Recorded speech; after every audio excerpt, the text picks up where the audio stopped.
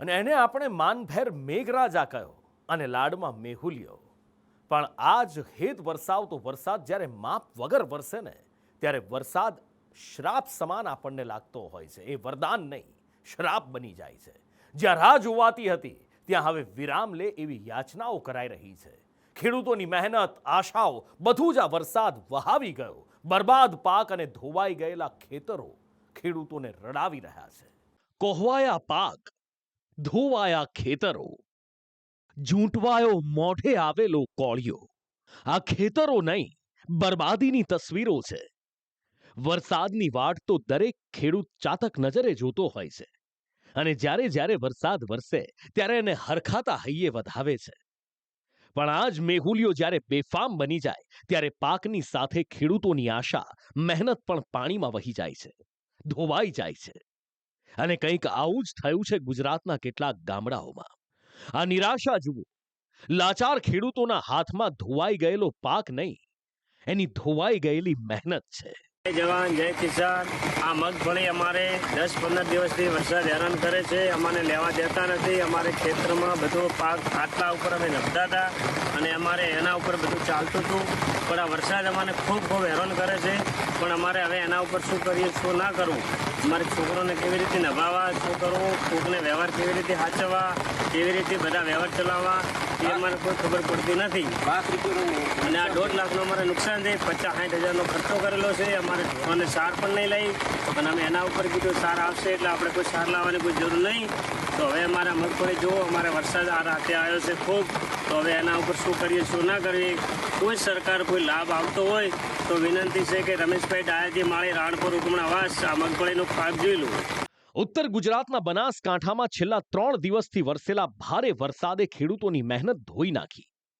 વરસાદ રોકાય તો ખેતરમાંથી પાક લઈએ એની રાહ જોઈને ખેડૂતો બેઠા છે. પણ વરસાદ છે કે રોકાતો જ નથી. અવિરત વરસાદના કારણે ડીસા તાલુકાના રાણપુર, ઢુવા, ધરપડા અને વાસણાની સાથે કંઈ કેટલાય ગામોમાં મગફળીના પાક બરબાદ થઈ ગયા છે. જાણે વરસાદ વરદાનની જગ્યાએ શ્રાપ બનીને વરસ્યો હોય એમ વરસાદે પહેલા બાજરીના પાકને બરબાદ કર્યો અને હવે મગફળીનો વારો લીધો. ખેડૂતોને ખૂબ જ મોટું નુકસાન છે. મગફળી હજુ હજારો વીઘામાં ઊભી છે. બાજરી પણ અમુકને ઊભી છે, અમુકને વાઢેલી પડી છે. બાજરીનો પાક તો 100% નિષ્ફળ છે. મગફળી એ 50% નિષ્ફળ થઈ ગઈ છે. હજુ વરસાદ આવું ચાલુ રહેશે તો તમામ મગફળી બગડી જશે. જિલ્લાના ખેડૂતો અને અમારા ડીસાના ખાસ ખેડૂતોને એમ કે કરોડો રૂપિયાનું નુકસાન છે જ. અને આશા રાખું છું કે સરકાર રમેશ ખેડૂતો સાથે છે જ અને આમાં સરકાર તાત્કાલિક ધોરણે સર્વે કરી અને ખેડૂતોને સહાય આપે એવી આશા રાખું. અને ઢોરોને ઘાસ ખવડાવવા પણ રહ્યું નથી. મગફળી બહુ મૂંઘી લાવી હતી અને હવે પણ ઘાસ ખવડાવવા માટે રહ્યું નથી. બહુ બગડી ગયું છે. ડીસા જેવી જ હાલત ભાભરની પણ છે. સુથાર નેસડી ગામના 150 ખેડૂતોએ 250થી વધુ હેક્ટર જમીનમાં મગફળીનું વાવેતર કર્યું હતું. આખા વિસ્તારમાં છેલ્લા 10 દિવસથી વરસાદ વરસી રહ્યો છે. મગફળી કાઢવાનો વેત આવતો નથી અને પાક કહોવાઈ જતા જગતના તાતને રોવાનો વારો આવ્યો છે. છેલ્લા 10 દિવસથી ઝરમર વરસતા વરસાદમાં આજે સુતાનેસડી ગામમાં લગભગ 200થી 250 હેક્ટરમાં મગફળીનો પાક જે તૈયાર હતો ખેડૂતના મોઢે આવેલ કોળિયો કહેવાય કે છીનવાઈ ગયો. અત્યારે ખેડૂતોને ઝરમર છેલ્લા 10 દિવસથી વરસાદ ચાલુ છે. તેના કારણે ખેડૂતોને મોટું નુકસાન છે. અત્યારે બજારની અંદર 1300-1400નો ભાવ આવી રહ્યો છે. વરસાદને કારણે મગફળી બગડી છે. વરસાદ પડવાને કારણે મગફળી કાળી થઈ ગઈ છે અને દાણા પણ બગડવા માંડ્યા છે અને મગફળીમાં મોટું નુકસાન થઈ રહ્યું છે. બનાસકાંઠાના ધાનેરાના ધારાસભ્ય માવજી દેસાઈએ મુખ્યમંત્રી, કૃષિ મંત્રીને પત્ર લખી ધાનેરા, દાંતીવાડા, ડીસા, પાલનપુરમાં નુકસાનીનો સર્વે કરી વળતર ચૂકવવાની માંગ કરી છે. બનાસકાંઠાના પાડોશી જિલ્લાઓ એ સાબરકાંઠા હોય કે કચ્છ, અહીંયા પણ કેટલાક ગામડાઓમાં ખેડૂતોને ભારે વરસાદે પાયમાલ કરી દીધા છે.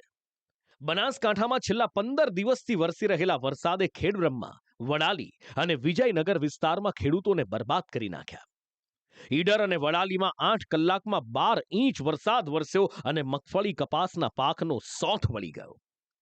બીજી બાજુ ટપક સિંચાઈની ડ્રીપ પણ પાણીમાં તણાઈ ગઈ. ખેડબ્રહ્માના ધારાસભ્ય આ નુકસાની પામેલા ખેડૂતોને મળ્યા અને સહાય માટે સરકારમાં રજૂઆત કરશે એવી હૈયાધારણા આપી. આ સાલ એવું થયું કે પહેલા તબક્કે એવો વરસાદ આવ્યો જબરજસ્ત કે જે સાબરકાંઠામાં અને એમાં વડાલી ઈડરના વિભાગમાં કે એક રાતમાં 10 થી 12 ઇંચ વરસાદ પડી ગયો અને એના કારણે ખેતરો ધોવાના જે પાળા ધોવાઈ ગયા, ખેતરો કૂવાનું નુકસાન થયું. જે ખેડૂતો ઉગાડવાની તૈયારીઓ કરતા હતા એમાં જે બિયારણ મૂક્યો હતો, કપાસ ગણો, શાકભાજી ગણો, એમાં પણ બધી હાલ ઉગી રહ્યા હતા અને એમાં હાલ તબક્કો વરસાદ ચાલુ રહ્યો છે. એના કારણે ખેતી બધી પીળી પડવા માંડી અને હાલ જવાની તૈયારી છે. ખેડબ્રહ્મા તાલુકામાં સરકારી ચોપડે લગભગ 12 ઇંચ કરતાં પણ વધારે વરસાદ નોંધાયો છે, પણ વાસ્તવિક પરિસ્થિતિ એ છે કે ઘણા ગામોમાં 15 થી 17 ઇંચ કે 18 થી 20 ઇંચ સુધીનો પણ વરસાદ જોવા મળ્યો છે.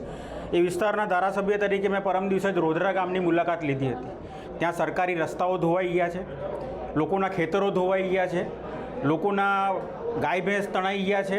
ગુજરાત વિધાનસભામાં મારી બેઠક છે એ દિવસે હું મુખ્યમંત્રીને રૂબરૂ પણ મળવાનો છું અને આ ખાસ કરીને ખેડબ્રહ્મા તાલુકામાં જે ખેડૂતોને વ્યાપક નુકસાન થયું છે એની રજૂઆત હું રૂબરૂ મળીને કરીશ. જે કચ્છ પહેલા વરસાદ માટે તરસતું, ત્યાં હવે મેહુલિયો ધડબડાટી બોલાવે છે અને પાછળ નુકસાની છોડી જાય છે. ભુજ તાલુકાના કાળકાઈ સીમ વિસ્તારમાં ભારે વરસાદ વરસ્યો. 3 દિવસ પહેલા પડેલા 10 થી 12 ઇંચ વરસાદના કારણે ખેતરો ધોવાઈ ગયા. પાણીનો પ્રવાહ એટલો પ્રચંડ હતો કે ખેતરમાં ઉભેલા ખારેકના ઝાડ તણાઈ ગયા. વરસાદી પાણીના સંગ્રહ માટે બનાવેલ પાણીનો બંધ પણ તૂટી ગયો અને આસપાસના બધા જ ખેતરોનું ધોવાણ થઈ ગયું. એટલું જ નહીં, ખેતરમાં 2 થી 3 ફૂટ ઊંડા ખાડા પડી ગયા. એમાં ધોવાણ બહુ થઈ ગયું. 10 થી 12 ઇંચ વરસાદ આવી ગયો છે. એમાં દિવાલો પડી ગઈ, આંબા પડી ગયા, ખારકુનું બહુ નુકસાન છે અને જમીને 2-3 ફૂટ ધોવાણી છે. એવી અત્યારે 5-6 દિવસ કે 10 દિવસ અંદર જઈએ ગયા એવું નથી. ખેડૂતોને તો મોટે પાયે નુકસાન છે. પાણીના બંધ તૂટી ગયા છે, દિવાલો બધી તૂટી ગઈ છે અને અત્યારે કંઈ ખેતી થાય એમ જ નથી. લેવલ કરતાં અમને 2 મહિના ઓછામાં ઓછા લાગે પછી ખેતી થાય એમ છે. અને પાક તો અત્યારે ખારકું ધોવાણ થઈ ગયું છે, આંબા બધા ધોવાણ થઈ ગયા છે. અમારી ભૂતળી હતી ધોવાણ થઈને નીકળી ગઈ છે બારે. હવે અત્યારે તો જમીનમાં પડાય એમ નથી. અતિ સર્વત્ર વર્જ્યતે એમ કોઈ પણ અતિ બરબાદી નોતરે છે, વિનાશ નોતરે છે અને પરિણામે આવરે મેહુલિયા કહેતા ખેડૂતો બસકર બાપલિયા કહેવા મજબૂર બન્યા છે. બ્યુરો રિપોર્ટ, સંદેશ ન્યૂઝ.